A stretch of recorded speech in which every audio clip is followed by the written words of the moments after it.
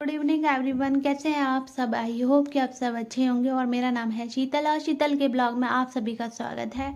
तो अब जब हम कभी बाहर जाते हैं ना, तो फैलारा या कपड़े जो मर्जी कह लो, वो इतने फैल जाते हैं ना, तो समझ ही नहीं आता कि क्या किया जाए। और अब सर्दियाँ भी आ गई हैं ना, तो सर्दियों के कपड़े भी धीरे धीरे बाहर आ रहे हैं, तो उसका भी चारों तरफ कपड़े ही कपड़े नज़र आ रहे हैं। तो हमें ना 2 दिन के लिए फैमिली के साथ बाहर जाना था, तो अलमारियों में से जितने कपड़े थे ना, मैंने बाहर निकाल लिए थे, क्योंकि सर्दियों के कपड़े भी थोड़े बहुत बच्चे थे तो रखने थे। तो मुझे कुछ भी समझ नहीं आ रहा था कि मैं क्या करूं। तो यहाँ पे हस्बैंड का वेट कर रही थी, और मैंने ना जितने भी कपड़े थे ना, वो सबके प्रेस कर लिए थे। और वही प्रेस कर रही थी, क्योंकि मुझे कहीं भी जाना होता है ना, तो सबसे पहला काम मेरा यही होता है कि मुझे सबके कपड़े प्रेस करके रखने हैं। तो मैं वही कर रही थी। और ना सुबह मॉर्निंग में भी बहुत जल्दी मेरी आँख खुल गई थी, एक चिंता की वजह से भी, कि हम लेट ना हो जाएं। कहीं जाना होता है ना, तो एक चिंता भी सी भी लगी होती है कि हाँ। तो पापा का फ़ोन आया था कि मॉर्निंग में ना सुबह जल्दी निकलेंगे, ताकि हमें कहीं जाना है ना, तो वहाँ पे टाइम से पहुँच जाएं।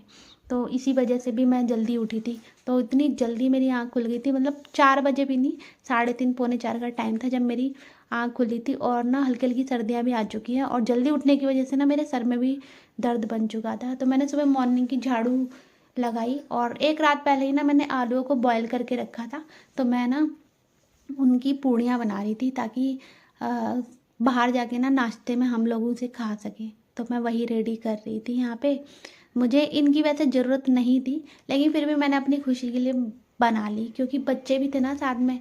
इसी वजह से मैंने ये पूड़ियाँ रेडी करी। मैं इतनी जल्दी उठ गई ना, तो मैंने ये सब बना भी लिया। अगर लेट उठती तो ये सब नहीं हो पाता। तो बच्चे भी ना उठ गए थे, क्योंकि उन्हें उठाने की ज़रूरत भी नहीं हुई, क्योंकि वो खुद में इतने एक्साइटेड हो रहे थे, क्योंकि बहुत टाइम बाद फैमिली के साथ जा रहे थे ना, तो बहुत खुशी हो रही थी।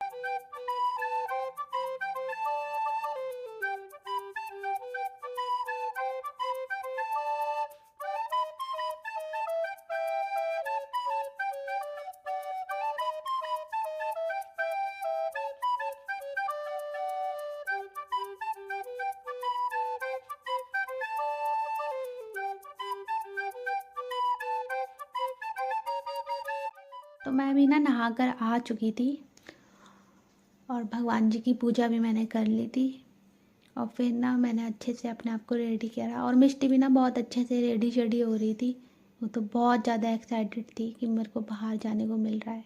तो मैंने यहाँ पे बस अपने चेहरे पे लीपा पोती करने में लगी हुई थी।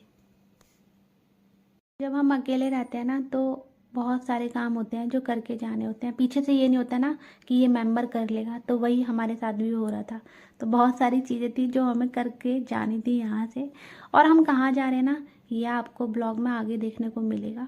तो क्योंकि इस ब्लॉग में अगर मैं ये सारी चीज़ें ऐड करूँगी तो ब्लॉग बहुत लंबा हो जाएगा। तो गाइस, हम लोग रेडी हो चुके हैं जाने के लिए, और बहुत टाइम बाद ना विद फैमिली हम लोग कहीं जा रहे हैं। तो इन्जॉय करेंगे इस सफ़र को हम लोग। तो मैं ना इस तरीके से रेडी हो चुकी हूँ। तो अभी ना जितना सारा ये पड़ा हुआ है ना, इसको जब मैं आ जाऊँगी तब समेटूँगी।